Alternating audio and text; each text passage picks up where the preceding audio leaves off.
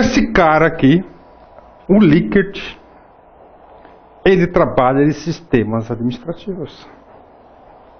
Cara, prova de administração você tem que identificar o que o cara está pedindo. Você conseguiu matar a charada, você acerta a questão. Caiu na prova sistemas administrativos, você vai lembrar do tal do Likert. E como é que o Likert ele visualiza a organização? Como sistemas administrativos. Ah, redundância, professor. Então ele fala o seguinte, cara, que você tem dois extremos.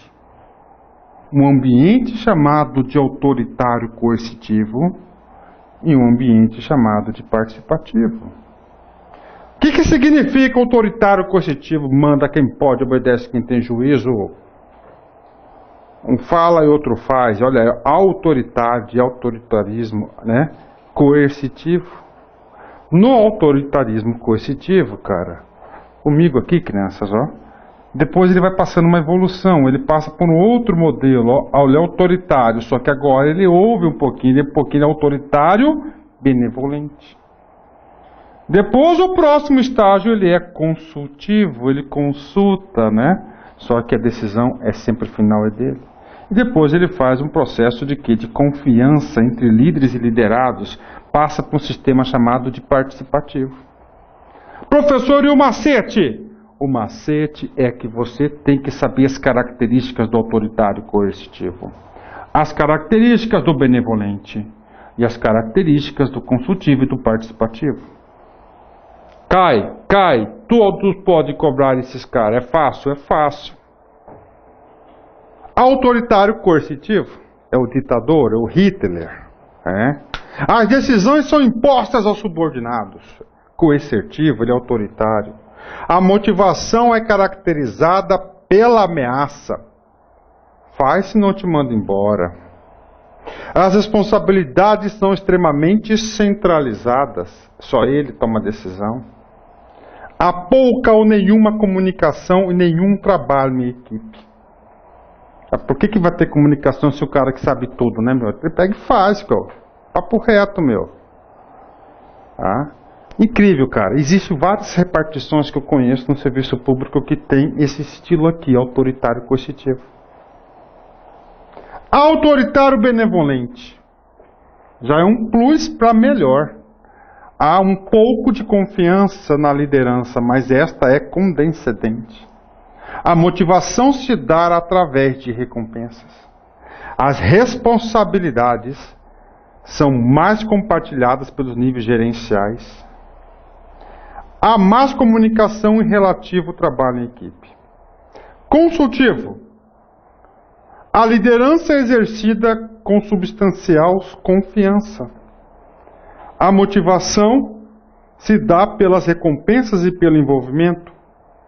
As pessoas se sentem responsáveis pelo alcance dos objetivos organizacionais. Há comunicação vertical e horizontal moderada em trabalho em equipe. O que é agora o sistema participativo? Existe plena confiança entre os líderes e os liderados. A motivação é igual à recompensa. O alcance dos objetivos estabelecidos conjuntamente. As pessoas sentem real responsabilidade pelos objetivos da organização. Há muita comunicação e o significado do trabalho cooperativo. Então aqui, a gente fez uma ideia de valor para vocês. Está vendo esse slide aqui, ó, número 19? Então coloca aí, ó, slide do concurso.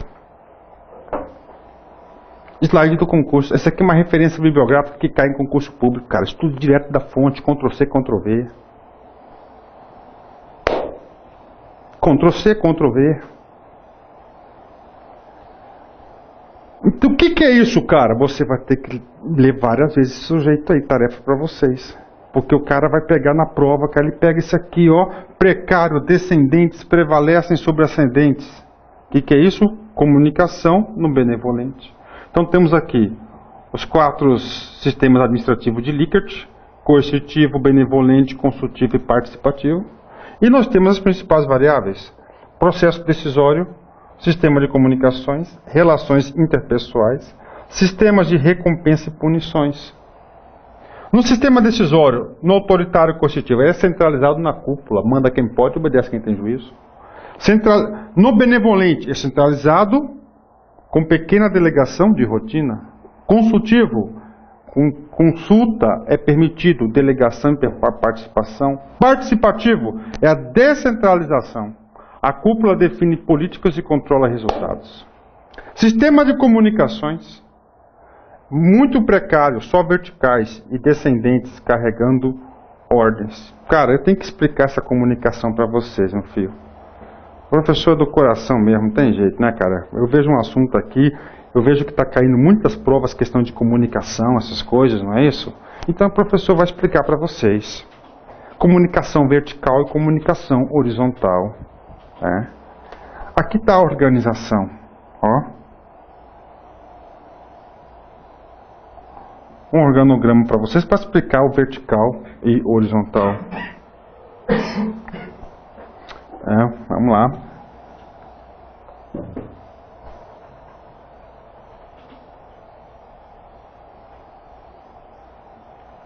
Professor, tanta caixinha é essa, cara? Faz aí. Cadê o caderninho?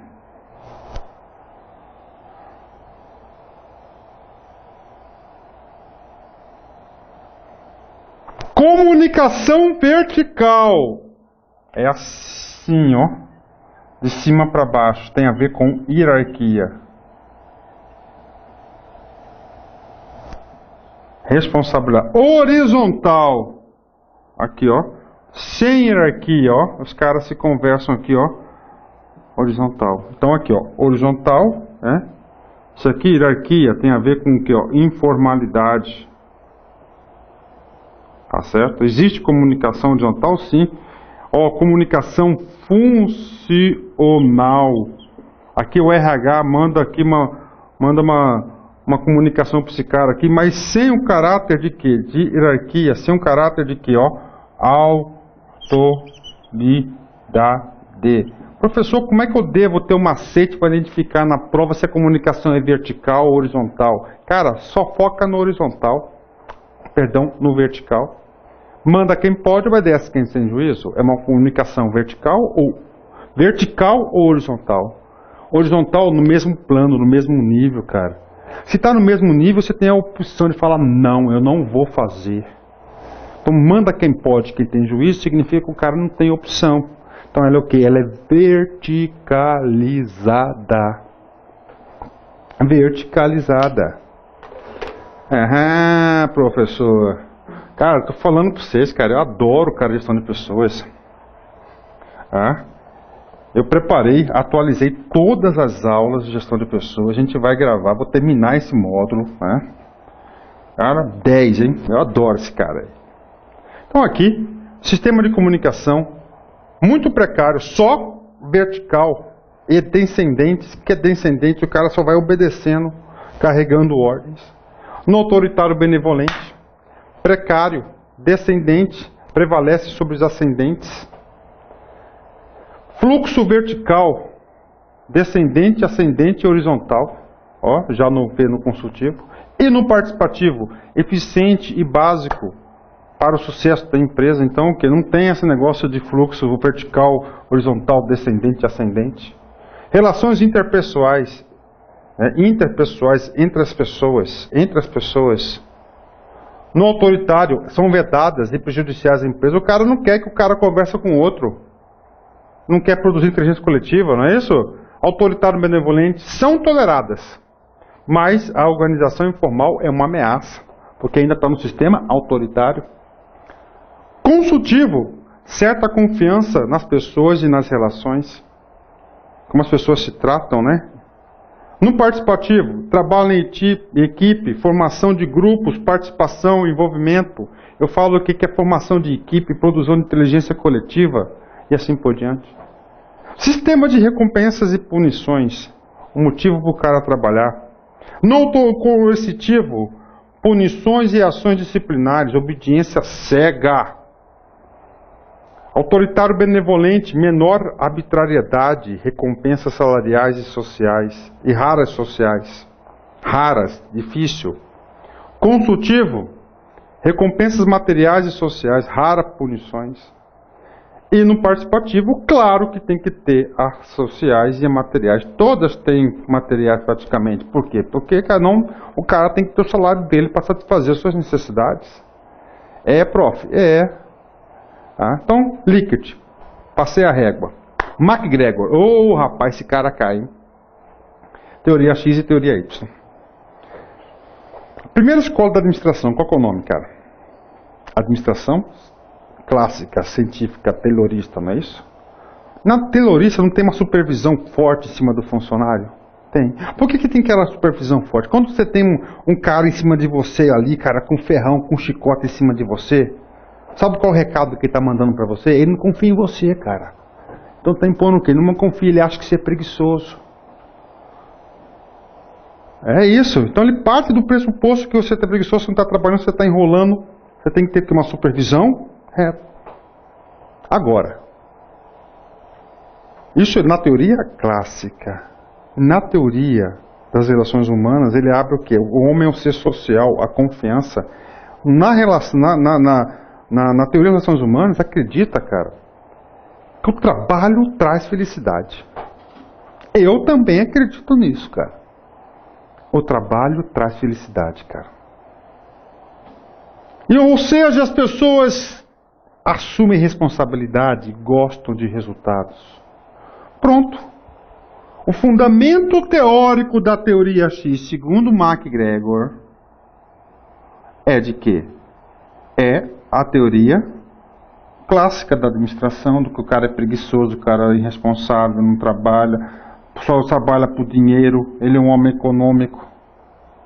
A referência bibliográfica da teoria Y é diferente. É a teoria das ações humanas. As pessoas gostam de trabalhar, elas são dedicadas. Pronto. Então é o seguinte, uma é oposto à outra, uma é completamente a outra. Isso cai em concurso, isso despenca em concurso público. Então a teoria X, eu chamo que é a teoria do mal. Mal com U. E a teoria Y, boa, do bem. O boa não, vou pôr aqui, do bem, né? O professor Vinícius, se eu ver isso aqui, o professor Vinícius massacra. Então, mal e bem, do mal e do bem. Do mal, a teoria Y. Por que eu estou falando isso, cara? Porque já caiu em concurso, qual que é a fundamentação teórica dessas teorias? Então, a teoria X, teoria clássica. Caiu já várias vezes. Teoria Y, qual que é a referência bibliográfica? Teoria Relações Humanas, lá de Elton Maio. Na teoria X, parte do pressuposto seguinte, não se assustem. As pessoas são preguiçosas, indolentes, tendem a evitar o trabalho, evitam a responsabilidade para se sentirem seguras, são ingênuas e sem iniciativa, são resistentes a mudanças, devem ser persuadidas, recompensadas, punitivas, coagidas e controladas. As pessoas falta ambição. Faltam, né? Ambição. Faltam ambição.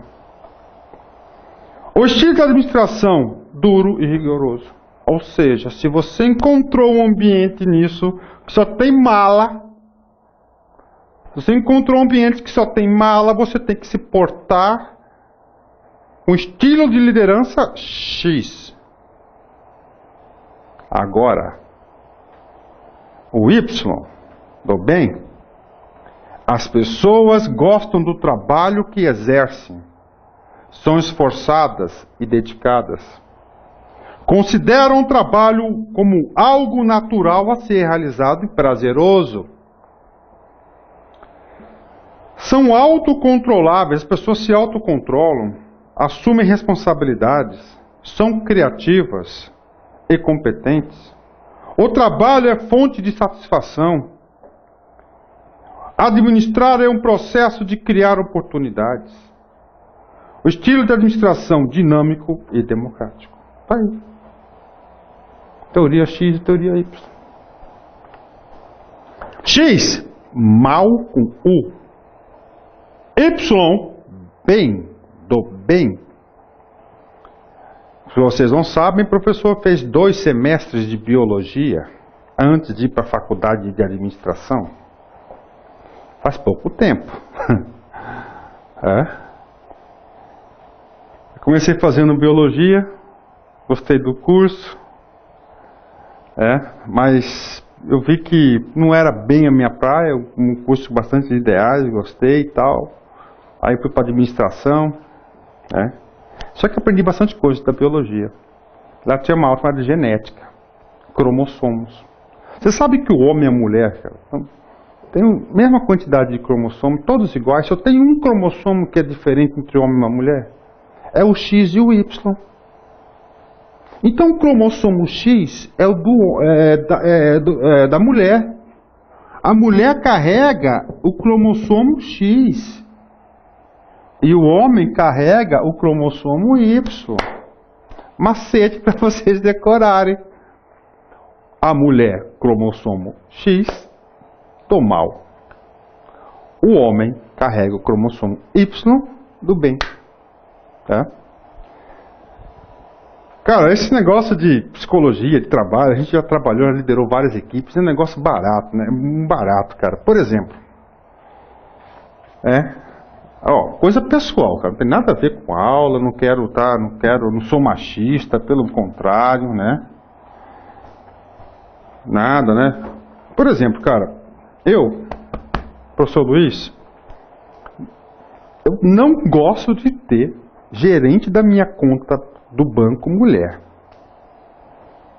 Cara, olha, eu vou falar pra você, cara, a mulher não arreda pé 1 minuto, cara. Não gosto. Comprar roupa, eu gosto de comprar roupa com homem. Cortar o cabelo, eu gosto de cortar cabelo com mulher. Que ela é mais, né, ela faz, né? Papo sério, cara. Chega, vambora, vamos pra aula aqui. Criságenes. Cai. Graças a Deus, porque se cair você não vai errar mais, mano. Criságenes é o seguinte. Ele escreveu uma teoria fantástica que fala o seguinte, Ele fala, da imaturidade para a maturidade. Ele fala que todos nascem imaturos. Imaturidade. E que você chega num grau de maturidade. Um desenvolvimento, cara. Você faz um curso, você está andando. Você trabalha com um cara que é o cara. O cara faz um coach com você, te catequiza. Você assiste televisão, programas, você se interage com as pessoas. Ou seja, você vai evoluindo, cara.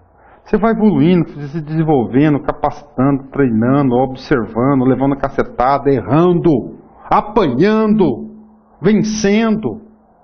Não é assim? Então você sai de um estágio de maturidade e você vai progredindo lentamente até você chegar num grau de maturidade. E o Criságenes fala isso, que todos podem chegar do nível de maturidade para o nível de maturidade. Inclusive as organizações. Professor, então o que acontece? O que eu tenho que saber desse cara aqui no concurso, professor? É simples. Caiu na prova de concurso. Imaturidade. Você vai ter que saber o quê? As características da imaturidade. Caiu maturidade. Você vai ter que saber as características da maturidade. Papo sério, prof. Papo sério. Ok? Aqui. Vem cá. Imaturidade é uma organização burocrática piramidal. Caiu na prova. Organização burocrática piramidal. Aquele exemplo que eu dei é uma organização piramidal. Ela tem o quê? Um nível de maturidade. Uma característica. Organização humanística democrática. Ela é o quê? Ela é madura. Maturidade. As características da imaturidade. Passividade. Dependência. O cara não dá um passo sem uma faz. Pouco conhecimento. Interesses superficiais. Perspectiva de curto prazo. Posição sempre de subordinação, mesmo que o cara é chefe lá, ele se porta como subordinado. Controle externo e falta autoconhecimento. Olha aí, características fundamentais da imaturidade. Para o concurso público, o sujeito vai ter que saber quais são essas características. Maturidade. O cara tem atividade. Independência, não dependente. Dependência é de dependente. Independente, que significa que o cara faz sozinho. Conhecimento integrado, ele integra os conhecimentos. Eu falo isso para o aluno, para o concurseiro. Ele tem que fazer o que? Sempre uma vinculação do conteúdo. Interesses profundos e fortes. Perspectiva de longo prazo. Posição de igualdade ou de superioridade, mas nunca de inferioridade, de subordinação. Autoconhecimento e um autocontrole. Então, olha aí as características, cara, da imaturidade e maturidade. Professor, mas eu vi mais coisa do Crisógenes. Sim, exatamente. Crisógenes escreveu outras coisas, né? Então ele fala o seguinte, cara, que as pessoas podem ser estimuladas a se amadurecerem e se desenvolverem de práticas administrativas. Ó. Dependendo do estilo de administração utilizado, as pessoas podem ser estimuladas ou não a amadurecer, podendo chegar ao ponto, né? Chegar ao ponto de serem impedidas de se desenvolver por causa de práticas adotadas. O uso satisfatório de deficientes mentais em alguns serviços repetitivos mostra como o trabalho é planejado, em alguns casos, com um nível de exigência muito baixo em termos de intelectuais e maturidade. Professor, eu boiei, não entendi nada. Calma. Crisógenes acredita muito nisso. Da imaturidade para a maturidade. Então ele acredita o seguinte, que as pessoas passam por um processo de evolução. E lá ele fala que até os deficientes mentais, o cara que tem problemas certo, de saúde, eles podem chegar na maturidade. Todos. Mas respeitadas as limitações das pessoas. Por exemplo, os deficientes mentais em trabalhos repetitivos, eles podem se desenvolver, cara, muito mais do que outras pessoas. Então é questão de você ter essa perspectiva. E nesse processo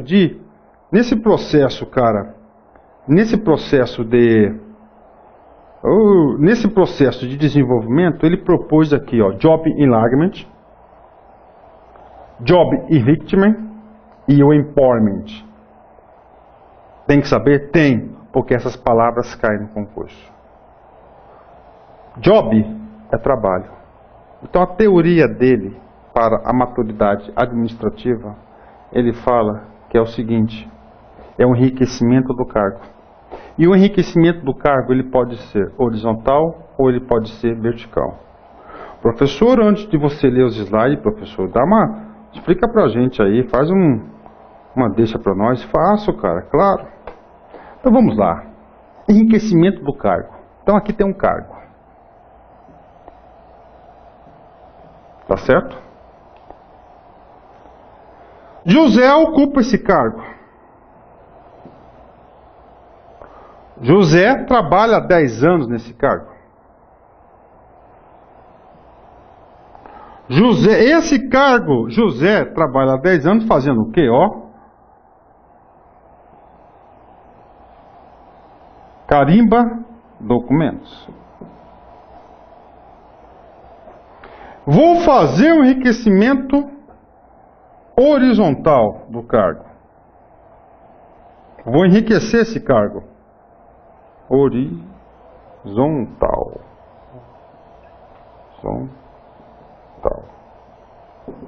Horizontal. Agora, José, que ocupa 10 anos esse cargo, ele vai fazer as seguintes atribuições. Ele vai carimbar e grampear.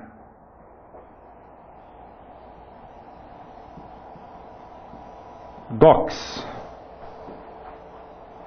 Professor enriqueceu o cargo? Claro, vença as suas paixões, meu filho. Antes o cara só carimbava, agora ele carimba e grampeia. Houve um enriquecimento, sim, de tarefas. Isso motiva? Motiva, não quero agora é bom.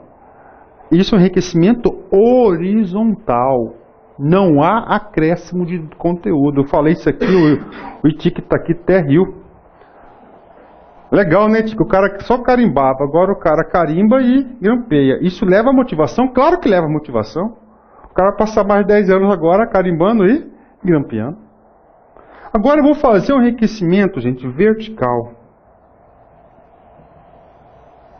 O cara vai carimbar, grampear e agora ele vai arquivar. Para o cara desenvolver as tarefas de arquivamento, ele vai ter que ter mais conhecimento, ele vai ter que ter práticas de arquivologia, de organização, de classificação de documentos, não é isso? Vai ter mais conteúdo, vai exigir o quê? Mais pensamento para o cara. Aí. Esse é o enriquecimento, cara, do cargo. O enriquecimento do cargo vertical. Aumentou o conteúdo, você motiva as pessoas? Sim, então crisar você pode motivar horizontalmente e verticalmente no cargo? Sim, vencendo paixões, isso cai no concurso? Cai, meu filho. E eu não quero que você erre. Tá aí. Professor, aproveita e explica esse tal de empowerment. Esse tal de empowerment nós vamos estudar também na aula chamada tipos, a nossa aula de liderança, uma super aula de liderança para vocês. Empowerment, não é isso? Então o que acontece? Essa é uma técnica de motivação, de liderança, de enriquecimento de cargo. Onde? O que acontece? Como é que explica isso, prof? A liderança vai motivar o subordinado delegando parte de suas decisões para o cara. O cara se sente importante, meu filho. Como assim, prof? Tá aqui, Aqui tá o chefão, é o A, ele faz tudo, ele é centralizador. Aqui tem um chefinho B, aqui tem um chefinho C, aqui tem um chefinho D, aqui tem um chefinho E, tá? Todos esses chefinhos estão subordinados ao chefão A. O chefão A vai delegar para o B as responsabilidades de decisão do produto chamado de áreas. Ou seja, parte do poder decisório de A, ele transfere para onde? Para o B. Isso é fazer o empowerment. Fala a verdade, o B não vai se sentir mais motivado, mais interessado, mais valorizado, meu filho. Tá aí. Então isso é o tal do empowerment. Tem como errar? Não tem como errar. Não tem como errar. Tá aí. Pronto. Feitas as explicações, vamos agora para o texto. Crisógenes propôs um tipo de organização do trabalho que ficou conhecido como Job Enlargement, ampliação horizontal do trabalho. Esse horizontal é o cara que carimbava e agora passou a grampear, horizontal. Abordagem que amplia o número de atividades. Cara, ele tinha uma atividade, qual que era? Carimbar. Qual que é a atividade dele agora? Carimbar e grampear. Aumentou a atividade? Sim, em 2. Que são alocadas às pessoas para lhes dar participação mais ampla no processo de trabalho. Olha aí, ó. Para entender mais o processo de trabalho. O Job Enrichment, ampliação vertical do trabalho. Abordagem que aloca as pessoas atividades variáveis com algum grau de autonomia e de responsabilidade. de forma a execução e controle, ou seja, dá mais conteúdo, o cara tem mais autonomia e responsabilidade. O cara, para arquivar, vai ter que saber o que de classificação, vai ter que ir lá colocar, saber qual é a prateleira e assim por diante, o cara vai ter que ter o quê? Vai ter que se virar nos 30. Pronto.